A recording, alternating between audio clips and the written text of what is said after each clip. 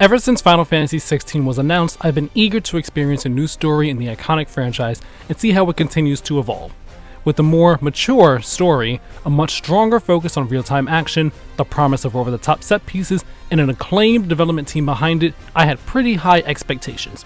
And while Final Fantasy XVI managed to meet and even exceed some of those expectations, eventually the luster wore off and one truth revealed itself: that Final Fantasy XVI is simultaneously a fun and boring game to play. You all know the target. Shiva's dominant. And only the dominant.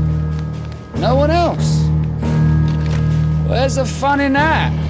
As with many Final Fantasy games, the main story is its strongest aspect. Taking place in the realm of Valisthea over roughly 20 years, the world and narrative of Final Fantasy XVI are fascinating. Giant mother crystals are spread across the realm and controlled by the 5 different nations for the gift of magic they provide the people of the world. Eikons and their human avatars called dominants are viewed as either people worthy of power and influence, or monsters that bring nothing but chaos and destruction. Then there are those called bearers, who are born with the innate ability to use magic without a crystal. Seen as abominations by the world, they're forced into slavery and made to use their magic until they die. At the center of it all is Clive Rosfield, Prince of the Empire of Rosaria.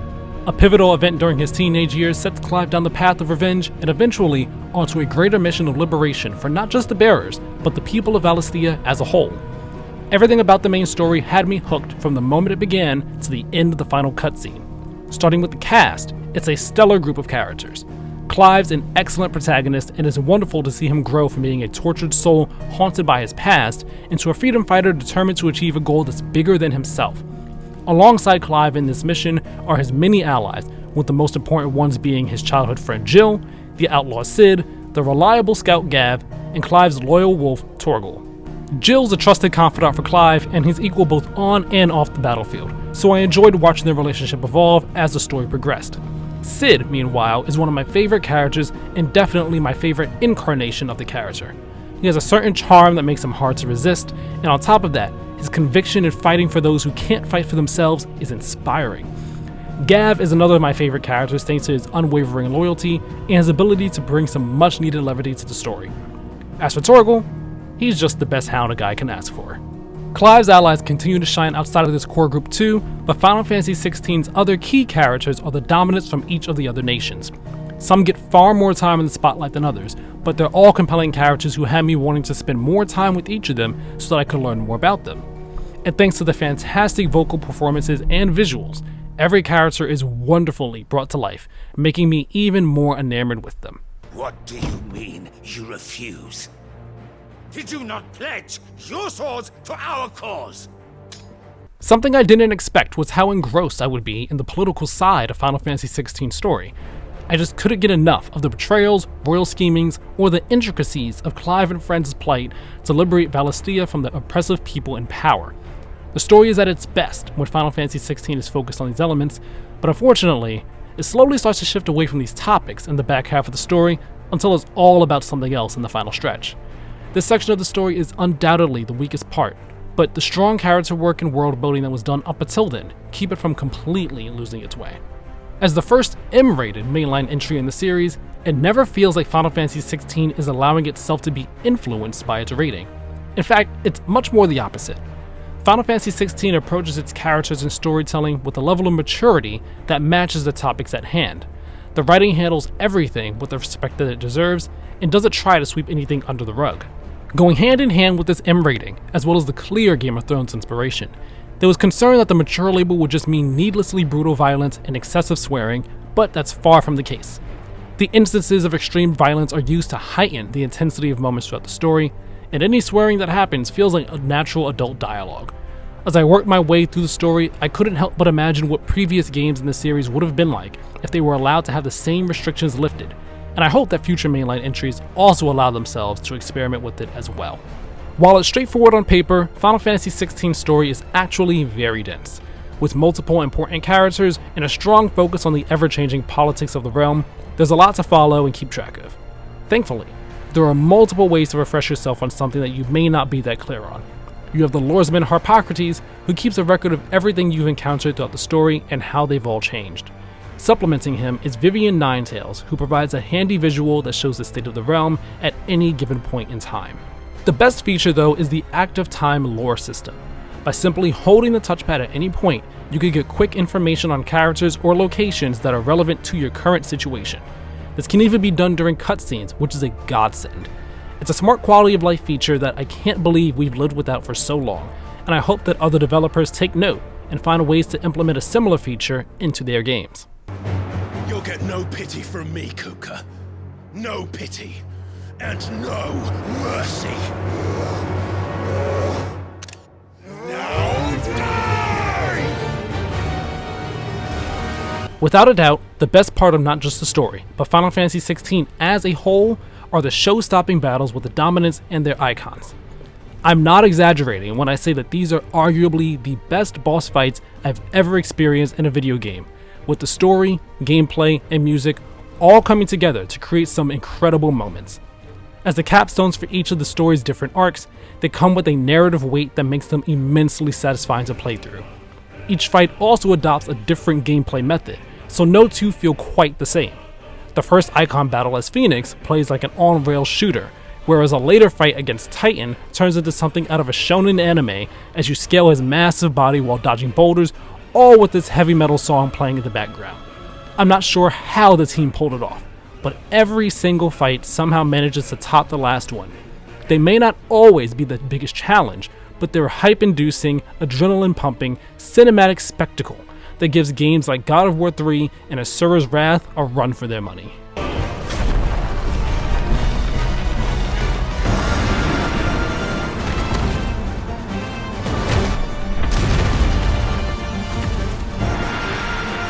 Where Final Fantasy XVI's main story falters is in its pacing. Throughout the story, you'll frequently make stops at your hideaway, which functions as your central base of operations where you can restock on supplies, pick up some side quests and hunts, and chat with the people who live there. It's a cozy place that evolves over time and feels like home. The problem is that you return here after completing most main missions, which effectively takes the wind out of the sails of anything that's happening in the main story. It might not be as big of a problem if there were more substantive things to do at the hideaway every time you return, but there aren't, and many things that can be done are over fairly quickly. Having more main missions to complete before returning to the hideaway would also alleviate this issue. In the first 6 to 7 hours of the story, things are more linear and there's a stronger sense of forward momentum, so you don't return to the hideaway too often. After that point though, it became a repeated start and stop cycle that made me begin to dislike the hideaway entirely. Leaving already, are ya? It's you I'll miss the most, Lady Karen. It always is. Don't stop you going, does it? While the main story is largely great from start to finish, the side quests in Final Fantasy XVI are much weaker across the board. There's quite a lot of them, and the quality is hit or miss for multiple reasons. For one, there's the issue of side quests feeling like busy work. While I don't expect every single side quest to be a winner, a majority of them are simply not interesting at all. Whether it's a fetch quest to get an item for someone, or a trip to clear out an enemy that's causing people trouble, these kinds of side quests are plentiful and lack anything to get you invested and make you care about what you're doing. On the other end of the spectrum are the quality side quests that actually tell memorable stories. These can range from helping a town retain some of its independence from Imperial rule, to working alongside an ally as they face someone from their past. One of my favorite side quests involved helping a girl find her pet, Chloe. I won't spoil the results of this quest, but it left a mark on me for the rest of my time in Valisthea. While this side quest comes early on in Final Fantasy XVI, many of the more memorable ones like this are unfortunately reserved for the back half of the story. And in a game that takes roughly 60 hours to complete if you're doing all the side content, that's a long time to wait to get to all the good stuff. No matter the quality of the side quests, the bigger issue that's consistent across them all is the fact that they struggle to be engaging, which in turn makes them a slog to complete. They have a very repetitive and cyclical structure that, when combined with the low difficulty, made completing the side quests fairly mindless and caused me to become bored playing through them, even when the story being told was actually interesting. It doesn't help that going around to chat with the different people involved in the quests is a chore, since there's no sprint option and Clive runs at a light jog when in a town. It's a shame that Final Fantasy XVI struggles so much with its side quests, because many of them, both good and bad, aim to provide a better appreciation for its world and characters. The main storyline is filled with so many narrative and gameplay highs, but the major lows of the side quests completely bring down the experience and made me want to skip over them entirely. What about this fearsome-looking fellow? You think he'd be equal to the task? Well, no doubt. Assuming he's willing to hear us out. I'm glad I completed all the side quests though, since aside from the rewards I got for doing them, they allowed me to really take in all the sights that Valisthea had to offer. From the marshes of Rosaria to the arid deserts of Dhalmekia, or the tranquil forests and fields of Sanbreque, each region of the world has its own vibe that makes it unique. They start off small, but as you complete quests, they grow to be pretty sizable, with multiple interconnected areas that you can explore. The only way to change regions is through the map screen, but fast load times mean that this takes practically no time at all.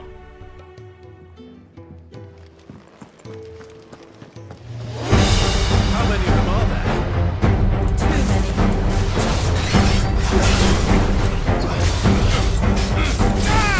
The most controversial aspect of Final Fantasy XVI has been its battle system, as it continues the series' shift towards real-time action, with singular control of Clive, and a heavy emphasis on being as aggressive as possible while performing flashy combos. If you think that sounds like character action games such as Devil May Cry, Bayonetta, or Nier Automata, you'd be right to make that comparison, since Final Fantasy XVI is very clearly inspired by these titles. For some longtime fans, that's sure to be an understandable turnoff, but if you're into that kind of combat, you'll likely have a blast.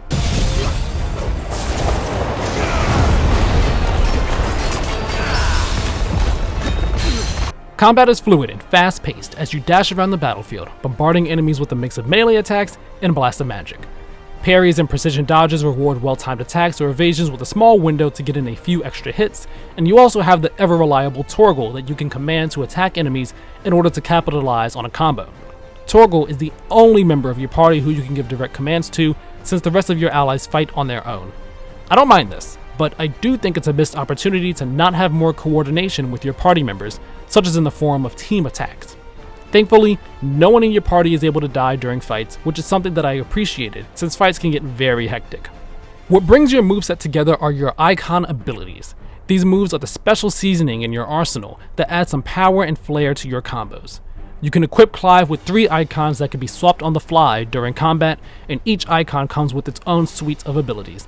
They all have an innate ability that's always active, and a few other moves that are on cooldown, of which you could only pick 2. So if I choose to equip Garuda, for example, I'll always be able to use her built-in Deadly Embrace ability to grab distant enemies, but I'll have to pick from 2 of her other 4 abilities to fill out her kit. Upgrading your Eikon abilities makes them a bit stronger, and mastering them eventually allows you to mix and match Eikon abilities from different sets, unlocking a world of possible combinations. Picking your Eikon abilities requires some careful planning, since you want to pick ones that complement your playstyle, but will also be versatile for anything you come across. Every icon has its uses, though I personally favor the Phoenix, Garuda, and Titan trifecta for most of my playthrough, since it gave me a healthy balance of speed, offensive, and defensive options that I could rotate between and use in just about every scenario. Whenever I was in a fight and effortlessly mixing up normal attacks with my different Eikon abilities, Final Fantasy XVI's combat shined. It would make me feel like a powerful badass. It's easily the closest the series has gotten to realizing its dream of making fights feel and look as cool as they do in their CG cutscenes and feature films.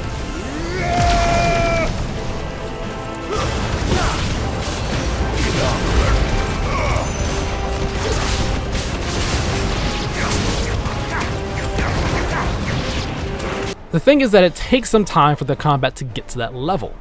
You unlock new icons as you make your way through the story, so for about the first 7 hours, the only tools at your disposal are Clive's basic 4-hit combo, magic, and some of his Phoenix Eikon abilities. While the Phoenix abilities are fun to use, they aren't enough to keep the combat from feeling very basic for this lengthy segment. This meant that as I made my way toward Final Fantasy XVI's first major boss fight, I found myself progressively getting more and more bored with fights. Once I unlocked my second icon and had access to a new set of moves, combat was reinvigorated and became significantly more enjoyable. Conversely, fights become much easier as you gain new icons. Final Fantasy XVI is already a pretty easy game on its action-focused difficulty, and although there are some challenging fights that you'll encounter, mainly in the form of certain boss encounters or high-level hunts, the core difficulty never really rises to meet your increasing power level. This led to me more or less going on autopilot whenever I was in combat, since I didn't have to think too hard about the fight in front of me. take out the rank and file enemies, then wail on the stronger one until it's staggered, unleash all my attacks, do as much damage as possible, and then repeat until they're down. Completing the story unlocks the Final Fantasy difficulty for New Game Plus, raising the level cap to 100 and giving you harder enemies at the start of the game. It's a welcome challenge and will probably be preferred by many who find their initial playthrough to be a cakewalk.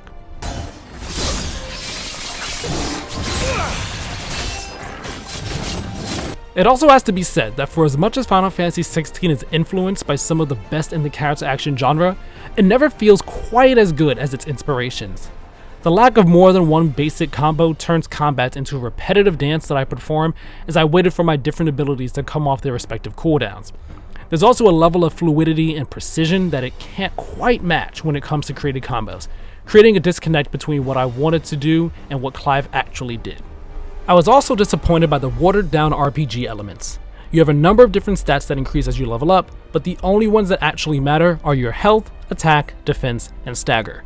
New gear can be purchased or crafted from your blacksmith and other merchants, but thanks to the healthy amount of gil and crafting items you receive from doing quests, there's never any push and pull with choosing what to buy. Simply pick whatever gives you the best stats and move on.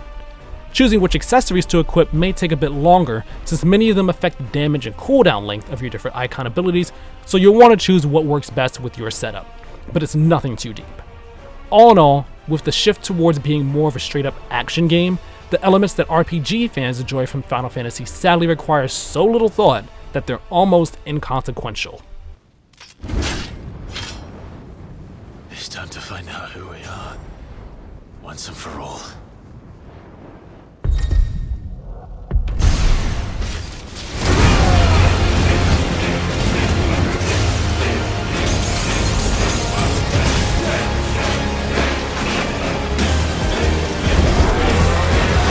After finishing Final Fantasy XVI, I'm left feeling surprisingly mixed about it, even though overall, I did genuinely have a good time playing through it.